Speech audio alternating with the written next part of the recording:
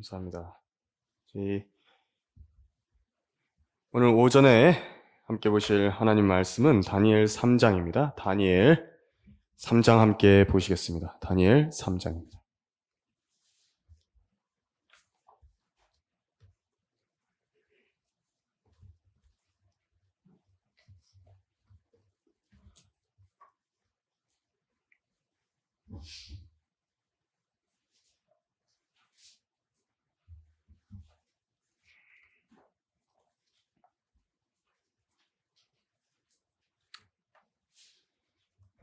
다니엘 3장 1절에서 7절까지 말씀입니다.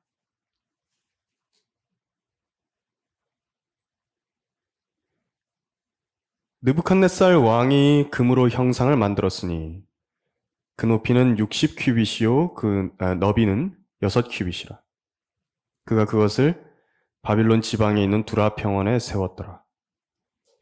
느부갓네살 왕이 고관들과 총독들과 군대 대장들과 재판관들과 재무관들과 자문관들과 법률가들과 각 지방의 모든 치리자들을 함께 모이도록 보내어 느부갓네살 왕이 세운 형상의 낙성식에 오게 하였더니 고관들과 총독들과 군대 대장들과 재판관들과 재무관들과 자문관들과 법률가들과 각 지방의 모든 치리자들이 느부갓네살 왕이 세운 형상의 낙성식에 함께 모여서 느부갓네살이 세운 형상 앞에 서니라.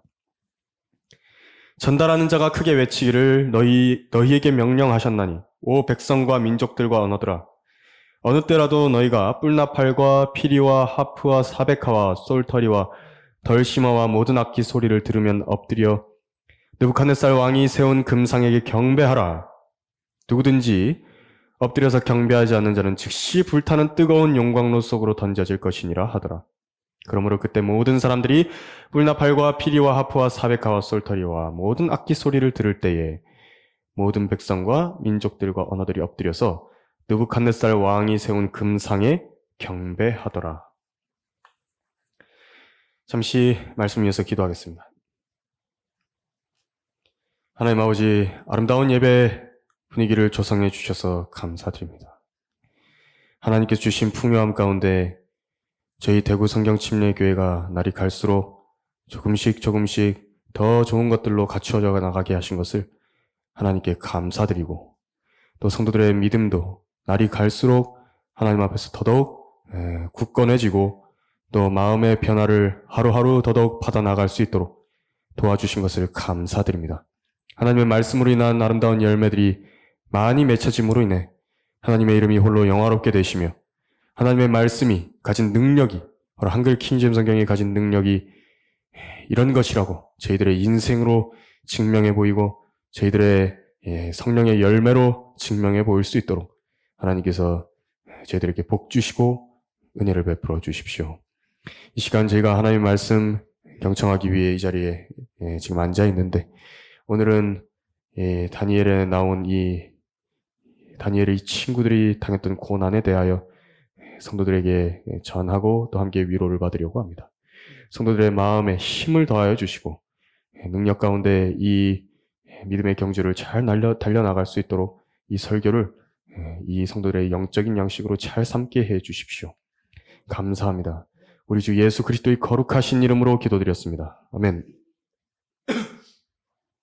오늘 오전 설교의 제목은 다니엘의 네 친구라는 제목으로 설교하겠습니다. 다니엘의 네 친구입니다. 다니엘과 세 명의 친구라고는 아마 주일학교 시간에 자주 들어보신 분들은 있으실 것입니다. 저는 오늘 설교 제목을 다니엘과 네 친구라고 지어보았는데 우리 주님께서 이들 가운데서 나타나셨죠. 그래서 어떻게 친구처럼 동행해 주셨는가를 함께 조명해 보고 싶어서 이렇게 제목을 정했습니다. 다니엘의 원래는 세 친구인데요. 세 친구라 불리는 이름은 이제 이 세 친구의 이름은 하나냐, 미사엘, 아사랴라는 사람입니다. 이 세 명이요. 지금 이제 이 3장에서 금상에 경배하지 않고요. 이제 불용광로 속으로 던져질 위기에 처하게 되는 것을 다루는 본문입니다. 다니엘을 포함한 이 네 사람, 그러니까 다니엘, 하나냐, 미사엘, 아사랴 이 네 사람은 이스라엘 남쪽 왕국인 유다 왕국이 멸망하기 얼마 전에요. 느부갓네살이라는 거대한 바빌론 제국의 왕에 의해서 포로로 끌려온 사람들입니다. 그 중에서도 아주 잘생긴 수재들이고요. 또 귀족들이었다는 점을 알 수 있습니다. 그렇지만 이제 포로 생활이 널널하지는 않았을 것입니다. 이들은 내시가 됐습니다. 바빌론 왕궁의 직무를 수행하게 하려고 교육도 받았습니다. 그런데 이제 외딴 곳에서 서로 같은 처지가 된 사람들은요, 쉽게 친구가 됩니다. 사람이 제일 잘 친해질 수 있는 곳이 어디냐니까 처음 입대한 사람이 훈련소 막사에 있을 때이기도 하고요.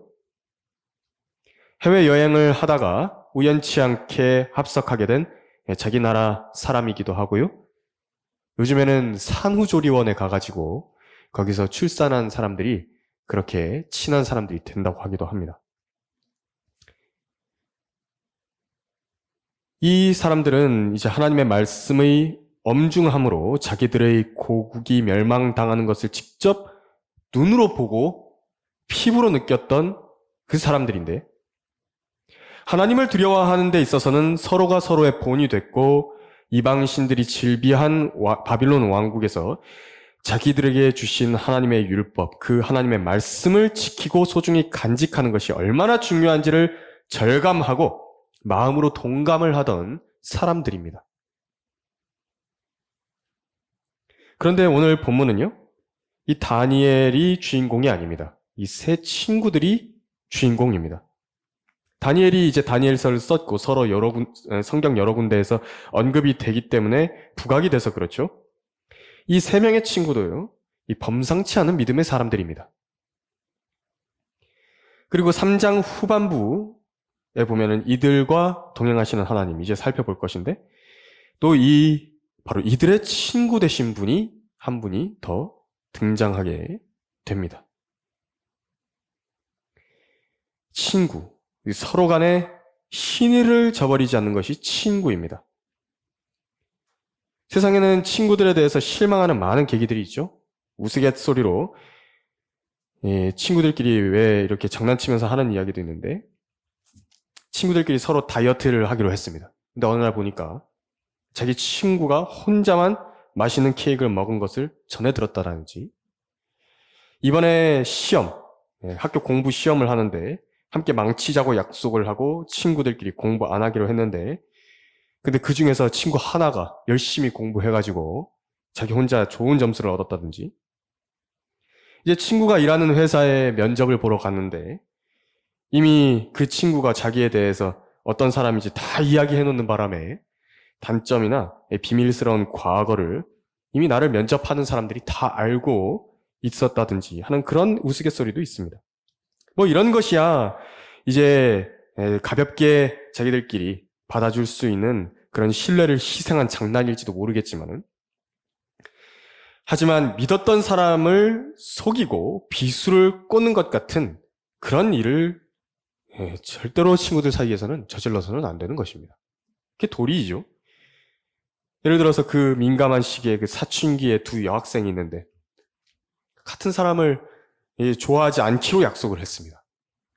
근데 어느 날 보니까 한 친구가 몰래 그 사람과 데이트를 하는 것을 봤다.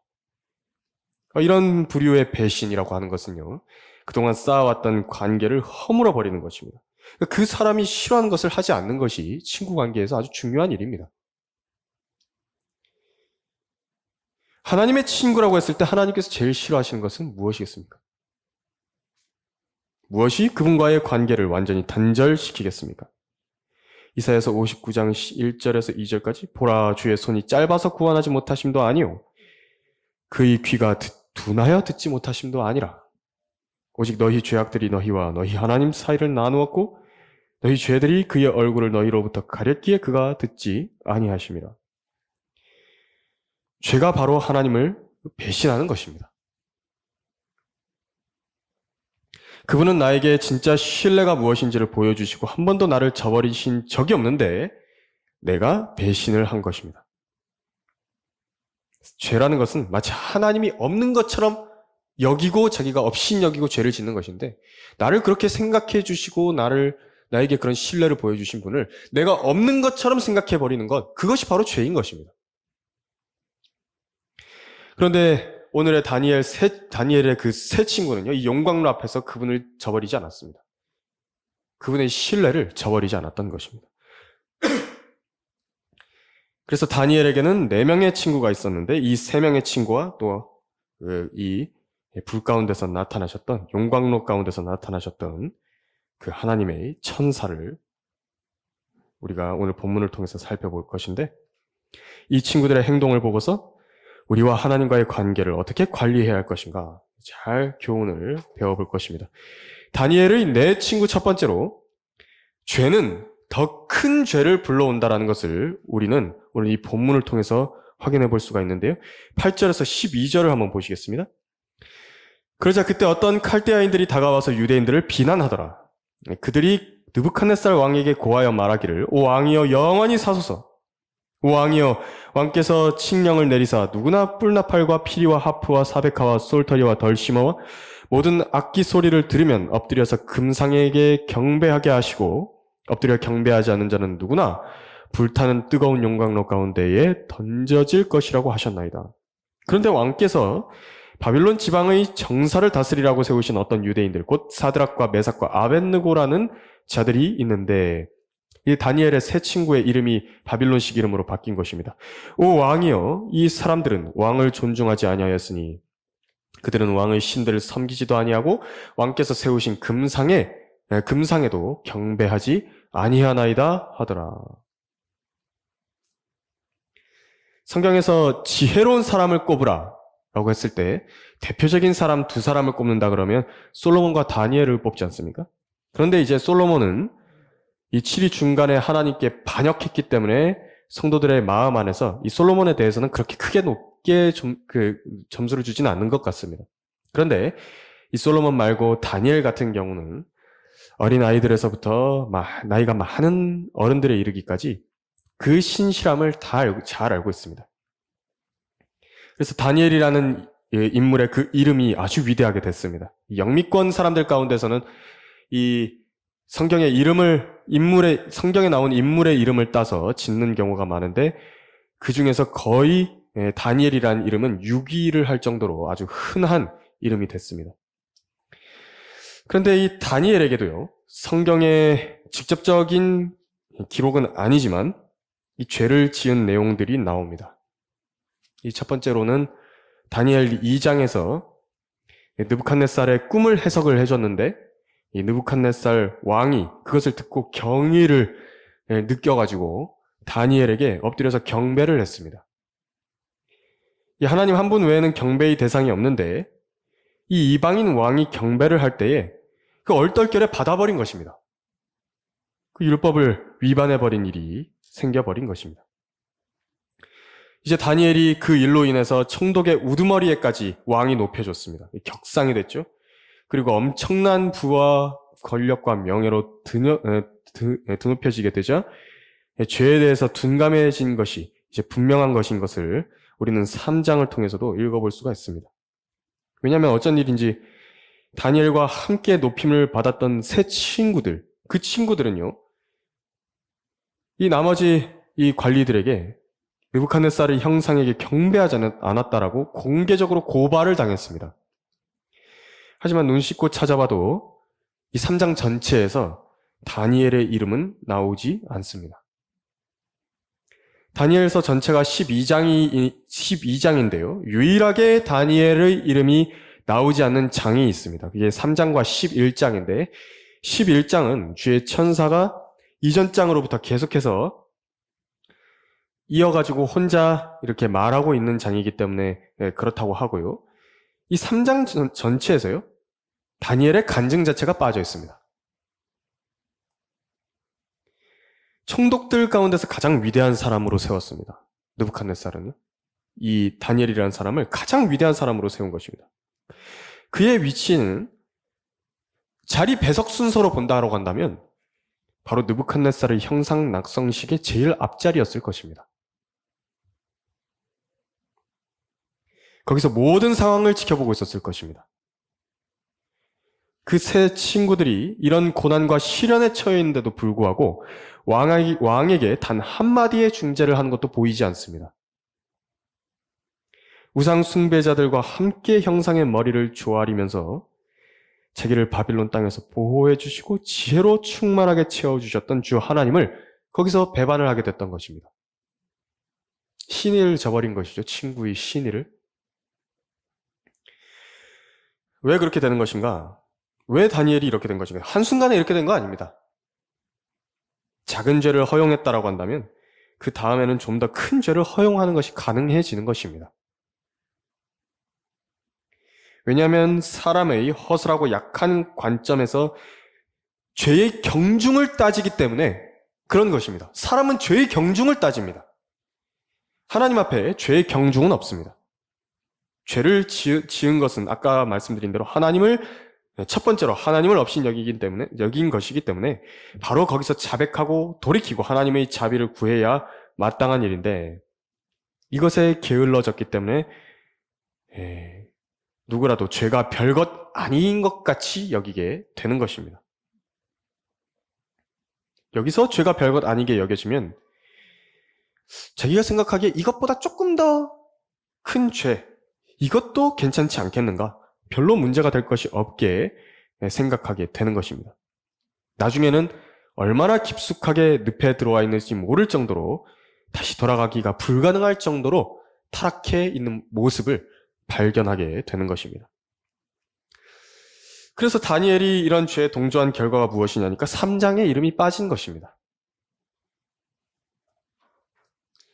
그리고 자신의 친구들과 함께 영광으로 기록될 수 있는 기회를 영원히 날려버렸던 것입니다. 성경을 읽는 모든 독자들이 3장에서만큼은 절대로 그의 이름을 읽어보게 할 수 없었던 것입니다. 죄는 우리를 성도들로부터 분리를 시킵니다. 예수 그리스도와 함께 고난의 교제 가운데 동참하는 사람들은 복된 사람들이지만 자기는 거기서 멀찍이 떨어져가지고 바라만 봐야 됩니다. 그리고 영광의 시상식이 있을 때에도 멀리 떨어져서 뒤에서 박수만 치고 그러고 있어야 되는 것입니다. 하나님께서는 이 일에 실수하지 않으십니다. 또 죄는 중독을 가져오는 것입니다. 웬만한 충격요법이 아니고서는 그 사람을 정신 차리고 돌이키게 할 수 없고요. 또 충격을 받았다 하더라도 또다시 자기의 토한 것으로 돌아가게 하고 진창 속으로 다시 뒹굴게 만드는 힘이 있습니다. 마귀는 우리의 약점을 잘 알고요. 그것을 파고들어서 반복적으로 죄에 빠져드는 습관을 형성시켜버리는 것입니다. 에스겔 28장 3절에서는 말씀하시기를 보라, 네가 다니엘보다 더 현명하여 그들이 너에게서 숨길 수 있는 비밀이 없고. 다니엘보다 현명하다는 말이 왜 굳이 여기 적혀 있겠습니까? 마귀가 다니엘을 죄짓게 하는데 성공한 것입니다. 다니엘도 그렇게 죄를 짓게 할 수 있는데 우리의 대적에 대해서 깨어있기를 거절한다. 죄가 별것 아닌 것으로 자신이 여기고 그에 대한 대처라든지 하나님의 말씀들에 대한 명령에 복종하기를 느슨하게 한다. 우리가 경각심을 가지지 않는다라고 한다면 우리 생각보다 훨씬 더 많은 것들을 잃어버릴 것인데 훨씬 더 많은 간증들을 잃어버리게 될 것입니다. 다니엘의 내 친구 두 번째로 불같은 시련 속에서 더더욱 빛나는 보석들을 우리는 볼 수 있습니다. 거기 13절에서 15절을 읽어보면요. 그러자 느부갓네살이 심히 분노하여 사드락과 메삭과 아벳느고를 데려오라고 명하니 그들이 이 사람들을 왕 앞에 데려왔더라. 느부갓네살이 그들에게 물어 말하기를 오 사드락과 메삭과 아벳느고야, 그것이 사실이냐? 너희가 내 신들을 섬기지도 않으며 내가 세운 금상에 경배하지도 않느냐? 이제라도 너희가 준비하여 어느 때라도 뿔나팔과 피리와 하프와 사베카와 솔타리와 덜시마와 모든 악기들의 소리를 들을 때에 엎드려 내가 세운 형상에 경배하면 좋거니와 만일 너희가 경배하지 아니하면 너희는 즉시 불타는 뜨거운 용광로 속으로 던져질 것이니 그러면 내 손에서 너희를 구해낼 신이 누구겠느냐 하니. 용광로에는 금속과 이 소금을 넣는 경우도 있는데요. 이 불필요한 쓰레기들, 유해성분들을 모두 다 살라버리고 가치 있는 것들만 남기기 위해서 넣습니다. 이 용광로는요, 이 목적을 달성하기 위해서 엄청난 열풍을 공급을 하고 연료를 태웁니다. 낮게는 수백 도에서 1000도까지 올라가고, 주겸 아십니까? 주겸 같은 경우는 거기서도 주겸 같은 경우는 소금을 정제하려고 용광로를 쓰는데 얼마냐니까 온도가 1700도에서 2000도까지 되는 온도까지 올려서 소금을 정제를 합니다.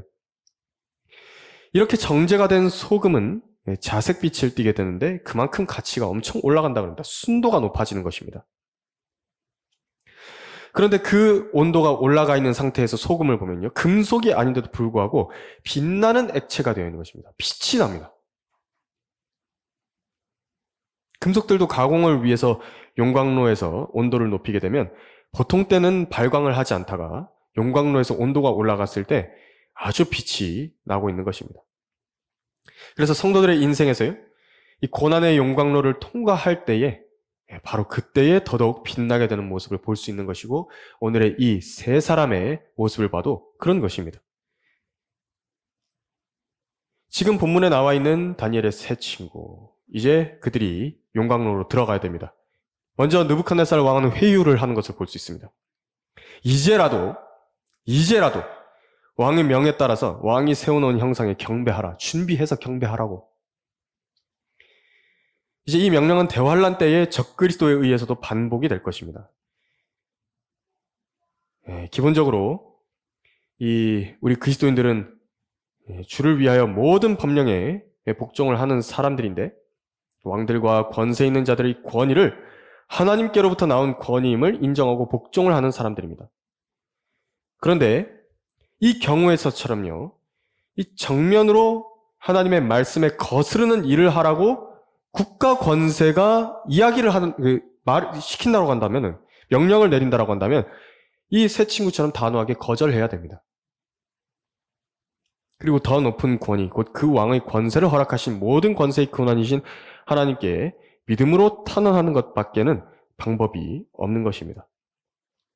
왜 성경이 우리가 지금 이 믿음 생활 하는 동안, 이 대환란이 닥치기 전인데 우리가 휴거돼서 올라갈 것이죠? 환란 전에 이제 올라갈 것인데 우리는 적그리스도의 이 통치 아래서 고난받지 않지만 그래도 이 땅 위에서요, 우리가 왕들과 권세 있는 자들을 위해서 기도하라. 하나님께서 이렇게 말씀하신 이유는 그들로 인해서 무슨 세상이 더 살기 좋아지게 만들어서 이 땅에 하나님의 나라가 임하게 한다, 그런 목적으로 기도하라는 거 아닙니다. 국가의 권세가 하나님을 섬기는 데에 적합하지 못하게 하는 그런 정책을 펼치게 된다고 한다면 신앙생활 자체가 반드시 영향을 받기 때문에 그런 것입니다. 성경은 우리가 모든 경건과 청렴함 가운데 평온하고 조용한 생활을 할 수 있게 하기 위해서 왕들을 위해서 기도하라, 권세자들을 위해서 기도하라 말씀하셨습니다. 아무도 장담할 수 없습니다. 이 국가 권세가 그런 고난을 허락하게 되면 장담 못하는 것입니다. 자기 믿음을 자랑한답시고 고난을 바라는 것만큼 무모한 짓은 없습니다. 자기를 겸손하게 만들어주시라는 기도라든지, 자기에게 고난을 주시라는 기도라든지, 자기를 가난하게 해주시라는 기도라든지, 이런 기도는요, 위험천만한 것입니다. 함부로 이런 기도하는 거 아닙니다. 하나님께서는 지금 우리의 생활을 도우시기 때문에 우리가 감당할 수 있는 선에서 우리가 믿음을 지키고 있는 것이죠. 성도 개개인이 뛰어나거나요, 잘났거나 그런 것이 아니라는 점은 반드시 유념해야 되고요. 하나님께 현재 이 상황을 만들어주신 것을 감사하고 그 점을 감사하면서 기도해야 됩니다.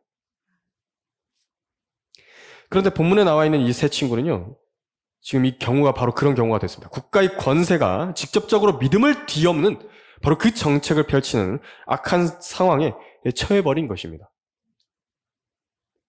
여기서 담대한 고백이 나옵니다.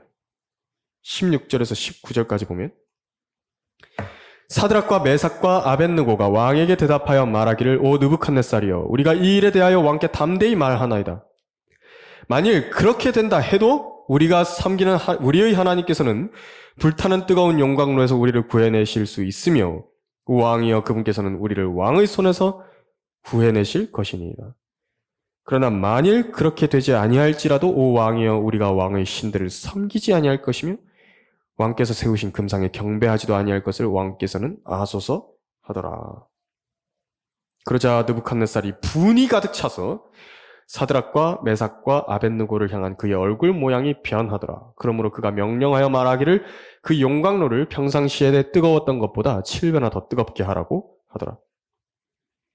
이들은 뜨거운 용광로에서 자신들이 믿고 섬기는 하나님께서 보호하실 것이라는 분명한 믿음을 가지고 있었습니다. 17절에서 이 점을 왕 앞에 분명하게 피력을 하죠. 그러나 하나님의 뜻에 있어서 만일 그분이 원하지 않으셔서 자기들의 생명을 바쳐야 될 상황이 된다 하더라도 하나님께서 구해주지 않으신다 하더라도 그것이 하나님의 허락하심 속에서 일어난다는 것을 알고 있었기 때문에 자신들은 하나님의 뜻이 이루어질 것을 바라는 것이고 그러나 우리는 원칙대로 왕의 형상에 경배하지 않겠다라고 이야기한 것입니다. 지금 이들의 태도는요. 왕에게 어떤 아부나 아첨 떠는 말이나 자비를 구하는 말이나 양해를 구하는 말 그런 거 아니었습니다. 그런 태도가 아니었습니다. 오히려 면박 주는 정도의 태도입니다. 직접적인 항명이고 왕의 권위를 모든 사람들이 보는 앞에서 거스르는 말이었습니다. 매우 단단한 사람들입니다.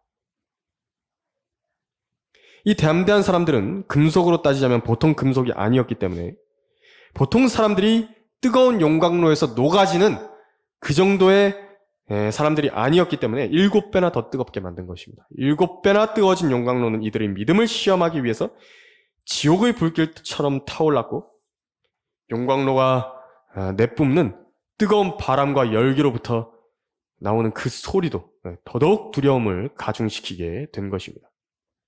이제 이들을 산채로 묶어서 7배나 더 뜨거워진 용광로로 이들이 붙들려 갔습니다. 모든 사람들이 보는 데서 그들을 붙들어간 사람들, 그들이 그 열기에 타 죽었고요. 이 세 사람이 용광로 가운데로 떨어졌습니다. 이사야서 43장 2절에서 네가 물들을 통과할 때도 내가 너와 함께 있을 것이며 네가 강들을 통과할 때에도 물이 너를 덮치지 못할 것이라. 네가 불 속을 통과해서 걸을 때도 타지 않을 것이며 불꽃이 네 위에서 타지 못할 것이라. 인류 역사상 뜨거운 불용광로 속에서 태연하게 걸어다닌 경험을 한 사람들은 이들밖에 없을 것입니다. 인류 전체 역사에서요. 뜨거운 불용광로 가운데서 걸어다녔던 사람, 멀쩡하게 걸어다녔던 경험을 한 사람들은 이제껏 이 사람들밖에 없었을 것입니다. 이게 뭐 대환란이 되면은 또 이제 다를 것이지만 지금까지는 아마 이 사람들밖에 없었을 것입니다. 그리고 그 가운데에 하나님의 아들이 나타나셨던 것입니다. 다니엘의 내 친구, 세 번째로 자신을 제물로 드린 참된 경배자들이 이제 24절, 25절을 읽어보면 나오는 것입니다. 이들이 바로 참된 경배자들이었습니다. 그때 느부갓네살 왕이 놀라 급히 일어나서 그의 자문관들에게 일러 말하기를 우리가 세 사람을 묶어서 불 가운데로 던지지 아니하였느냐 하니 그들이 대답하여 왕에게 말하기를 오 왕이여 올소이다 하더라. 왕이 대답하여 말하기를 보라 내가 보니 네 사람이 풀려서 불 가운데서 걸어다니고 있는데 그들이 다치지도 않았으며 그 넷째의 모습은 하나님의 아들과 같도다 하더라. 자기의 몸을 드렸습니다. 다니엘의 세 친구가 믿음으로 자신들을 드렸습니다. 경배를 드린 것입니다. 하나님께. 참된 경배였습니다. 하나님을 얼마나 높여드린 것입니까? 그분의 신성과 그분의 위대하심을 모든 이들에게 보여주기 위해서 바로 뜨거운 용광로 속으로 통과해 나가야 했던 것입니다. 하나님께서도 불꽃 가운데서 이들을 구해주실 수 있는 분이시라는 것을 보여주셨고요. 분명하게 보여주셨고 그래서 느부갓네살이라는 대제국의 왕마저도 참 하나님이 누구신지 가짜 신들이 누구인지를 분명하게 분간할 수 있게 했던 것입니다. 바로 자신을 하나님께 드린 사람들, 헌신한 사람들의 특징이 이렇게 하나님을 드높여 드릴 수 있게 된다는 것입니다. 이것이 예배입니다. 그러므로 형제들아, 내가 하나님의 모든 자비하심으로 너희에게 권고하노니 너희 몸을 하나님께서 기뻐하시는 거룩한 산제물로 드리라. 이것이 너희가 드릴 합당한 예배니라. 자신을 산제물로 드린다는 것, 그러니까 자기 의지를 하나님의 명령 앞에 굴복시킨다는 것입니다. 하나님의 말씀 앞에 굴복시킨다는 것입니다.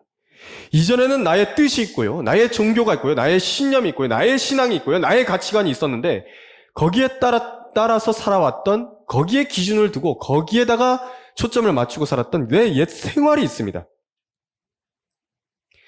더 나아가서요, 그런 것을 버리지 못하고 하나님을 믿고 그분께 경배드린다라고 말하는 사람들까지도 자기의 원하는 방식대로 하나님을 섬기고요, 자기가 옳다고 좋다고 생각하는 대로 하나님을 섬기려고 하는 것입니다. 그러나 하나님께 헌신한 사람들은 어떻게 자신을 드리는지 성경이 말씀하시기를 너희는 이 세상과 일치하지 말고 너희 마음을 새롭게 함으로써 변화를 받아 하나님의 선하시고 기뻐하시고 온전하신 뜻이 무엇인지 입증하도록 하라. 이 세상 방식이 아닙니다. 세상과 일치하지 말랍니다. 얼마나 많은 그 교회라고 이름 붙인 동물원에서 세상이 사람을 모으는 방식대로 그렇게 사람들을 모아가지고 경배를 드리는 것입니까? 하나님께 드리는 경배라고 하지만 세상과 일치하는 방식으로 하는 모든 것은 사실 경배의 그 대상이 하나님인 척 하는 것이죠. 그러면서 자기 종교심은 만족시키는 것인데 결과적으로 하나님께서는 받지 않으시는 경배일 뿐입니다. 이건 예배가 아닙니다. 다니엘이 세 친구가 세상 방식을 한번 따랐다고 생각해 보십시오. 형상 앞에 엎드려 절하면서도